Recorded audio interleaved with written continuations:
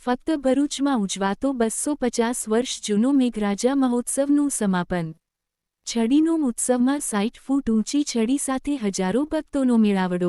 ભરૂચમાં ઉજવાતા એકમાત્ર મેઘ મહોત્સવ અંતર્ગત આજરોજ પરંપરાગત છડીનો ઉત્સવની ધૂમધામથી ઉજવણી કરવામાં આવી હતી। શહેરમાં આવેલા ઘોઘારાવ મહારાજના મંદિરે જાદવ સમાજના છડીદારોએ છડીને હવામાં ઝુલાવી ભક્તો અને ઘોઘારાવ મહારાજના આશીર્વાદ મેળવ્યા હતા। આ પ્રસંગે મોટી સંખ્યામાં ભાવિક ભક્તો ઉમટી પડ્યા હતા। શ્રાવણ વદ સાતમથી નોમ સુધી ચાલતા આ ઐતિહાસિક મહોત્સવની પીઠભૂમિમાં 250 વર્ષ જૂની દંતકથા સંકળાયેલી છે। કહેવાય છે કે છપનિયાના ભયાનક દુકાળ દરમિયાન જાદવ સમાજે મેઘરાજાની માટીની પ્રતિમા બનાવી પૂજન કરતા જળદેવતાએ કૃપા વરસાવી હતી। ત્યારથી અષાઢ વદ અમાસે મેઘરાજાની પ્રતિમા બનાવી મેઘમેળો તરીકે લોકોત્સવ રૂપે ઉજવાય છે। ભરૂચના આ મેઘ મહોત્સવમાં ભોઈ, ખારવા અને વાલ્મીકી સમાજ દ્વારા 40મી 60 ફૂટ ઊંચી 3 વિશાળ છડી નીકળે છે, જે આકર્ષણનું કેન્દ્ર બને છે।